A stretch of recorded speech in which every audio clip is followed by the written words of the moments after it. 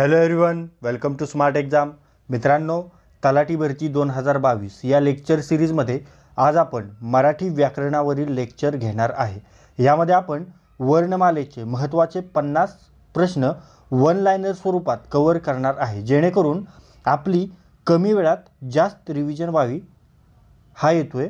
हे प्रश्न तलाठी भरती प्रिव्हियस इयर क्वेश्चन पेपर्समधून आपण घेतलेले आहेत. सो हे लेक्चर तुमच्यासाठी खूप युजफुल ठरणार आहे. चला तर वेळ न घालवता लेक्चर स्टार्ट करू. पहिला प्रश्न आहे, ध हे कोणत्या प्रकारचे व्यंजन आहे? ध हे व्यंजन कोणत्या प्रकारचं आहे? तर ते आहे मृदू व्यंजन. समोरचा प्रश्न आहे, अ, इ, उ, रू आणि रू या वर्णांचा प्रकार आपल्याला सांगायचा. हे कोणत्या प्रकारचे वर्ण आहेत? ऱ्हस्व, दीर्घ, सजातीय की विजातीय? तर हे ऱ्हस्व वर्ण आहेत. ओके. समोरचा प्रश्न, वर्च म्हणजे तोंडातील कोणता भाग? वर्च म्हणजे ताळूचा दाताकडील फुगीर व खरखरीत भाग. योग्य उत्तर पर्याय क्रमांक 4. पुढे पाहू, अनुनासिक कोणत्या वर्गाला म्हणतात? अनुनासिक. अनुनासिक नस्य ध्वनी या वर्गाला बोलतात. समोरचा प्रश्न, घृणेश्वर या शब्दातील व्यंजनांची संख्या किती आहे? घृणेश्वर या शब्दामध्ये व्यंजन किती आहेत रे? तर ते आहेत 6. किती? 6. त्यानंतर पहा, दोन स्वर एकत्र येऊन तयार होणाऱ्या स्वराला काय म्हणतात? दोन स्वर एकत्र येऊन तयार होणाऱ्या स्वराला संयुक्त स्वर म्हणतात. समोरचा प्रश्न, खालीलपैकी कोणता वर्ण अर्धस्वर नव्हे? म्हणजे पहा, अर्धस्वर ल, य, व हे अर्धस्वर आहेत, तर ए हा अर्धस्वर नाही आहे. मित्रांनो, हे जे क्वेश्चन्स आहेत ते तुम्हाला फक्त तलाठी भरतीलाच नाही, तर पोलीस भरती, कृषी सेवक, आरोग्य सेवक, ग्रामसेवक, जिल्हा परिषदच्या सर्व परीक्षा यासाठी हे लेक्चर तुमच्यासाठी खूप महत्त्वाचं आहे.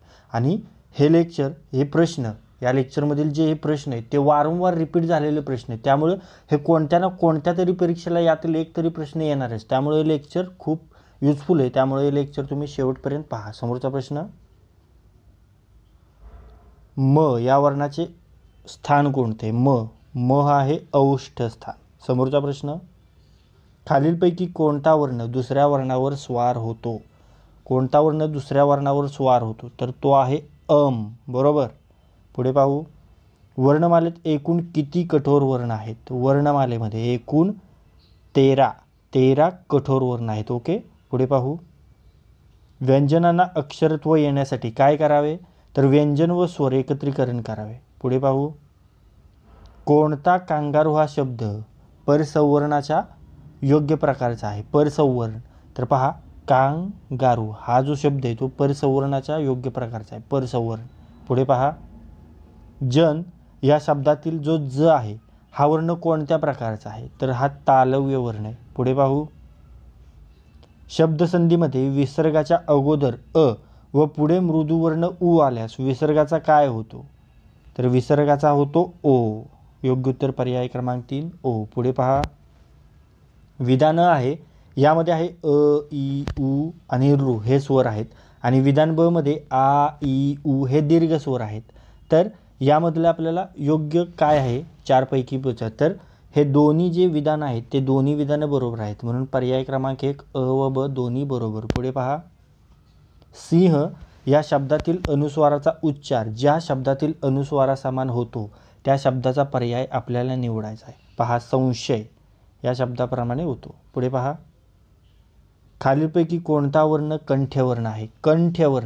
कंठ्यवर्ण आहे क. मित्रांनो, लेक्चर युजफुल वाटत असेल, कॉन्टेंट युजफुल वाटत असेल, लेक्चरला लाईक करा. आणि हे लेक्चर तुम्ही पहिल्यांदाच आपल्या स्मार्ट एक्झाम चॅनलवर पाहत असाल तर या स्मार्ट एक्झाम चॅनलला सबस्क्राईब करा. समोरचा प्रश्न, ए हे काय आहे? आपण पाहिलं ए हे संयुक्त स्वर आहे. पुढे पहा, आपल्या तोंडाद्वारे निघणाऱ्या मूलध्वनींना काय म्हणतात?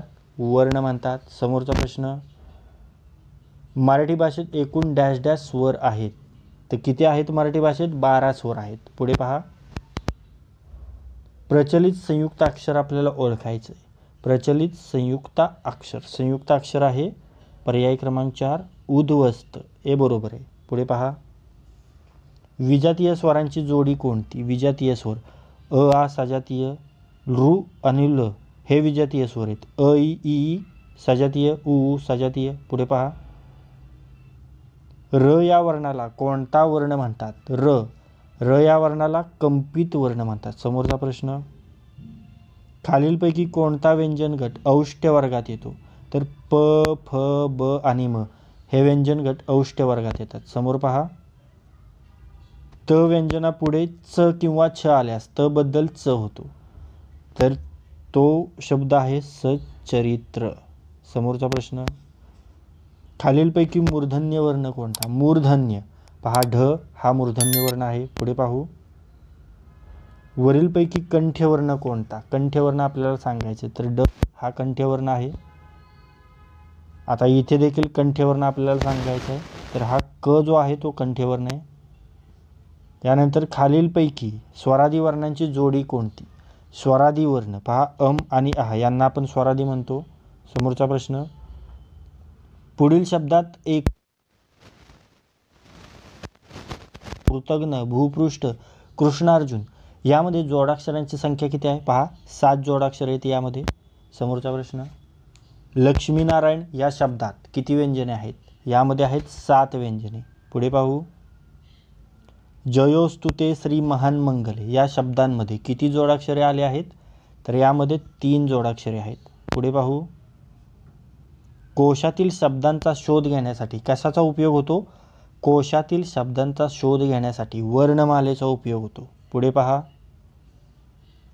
खालील अक्षरांची ओळख आपल्याला सांगायची. क्ष आणि ज्ञ हे अक्षर आहेत, तर ही कोणत्या प्रकारची अक्षर आहेत रे? तर पहा, क्ष आणि ज्ञ हे आहेत जोडाक्षरे, म्हणून पर्याय क्रमांक 3 योग्य असेल. पुढे पाहू, तोंडावाटे निघणाऱ्या मूलध्वनींना काय म्हणतात? पाहिला पण मागं वर्ण, अत्यंत महत्त्वाचा प्रश्न आहे. पुढे, अनुनासिकाला काय म्हणतात रे? तर अनुनासिकाला अनुस्वार म्हणतात. खालीलपैकी मृदुवर्ण कोणता? मृदुवर्ण यामध्ये थ, ब, त आणि फ यामधला मृदुवर्ण आहे ब. पुढचा प्रश्न आहे, ज्ञानभारती शिष्यवृत्ती या शब्दात किती जोडाक्षरे आहेत? ज्ञानभारती शिष्यवृत्ती यामध्ये 3 जोडाक्षरे आहेत. समोरचा प्रश्न आहे, र या व्यंजनाची जोडाक्षरे लिहिण्याच्या किती पद्धती आहेत? र या व्यंजनाच्या जोडाक्षरे लिहिण्याच्या पद्धती आहेत 4. ओके, अत्यंत महत्त्वाचा प्रश्न आहे, स्टार करून घ्या. पुढे पाहू, जमाव या शब्दातील जो ज आहे हा शब्द कोणत्या प्रकारचा आहे? तर ज हा आहे दंत तालव्य शब्द. पुढचा प्रश्न, जोडाक्षरापूर्वी ऱ्हस्व स्वरावर आघात आल्यास तो स्वर उच्चारला जातो. डॅश डॅश हा स्वर उच्चारला जातो, तर तो असतो दीर्घ स्वर. बरोबर. समोरचा प्रश्न आहे, मराठी भाषेत एकूण डॅश डॅश वर्ण व डॅश डॅश स्वर आहेत. मराठी भाषेत एकूण किती वर्ण आहेत? 48 आणि स्वर किती आहेत? 12. मागच्या प्रश्नामध्ये आपण पाहिलं. या प्रश्नाचे योग्य उत्तर असेल पर्याय क्रमांक 4, 48 वर्ण व 12 स्वर.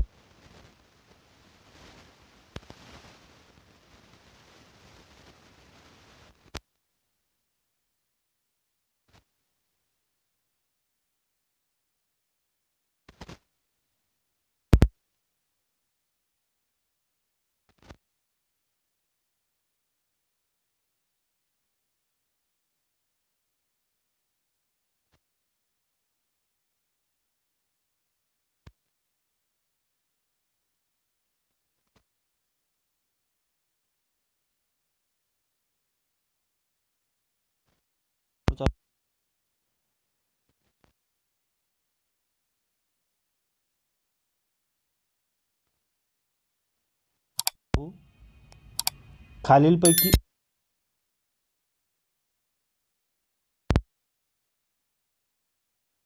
4 गटात विभागणी केल्यास दंड नसलेले अक्षर कोणते?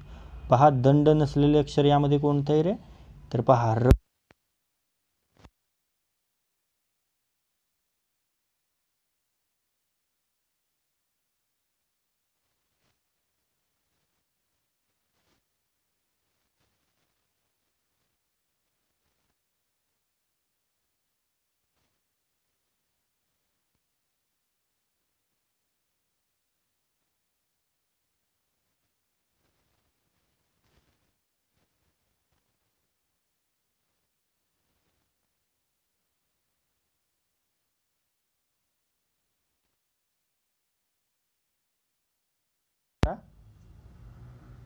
थँक्यू.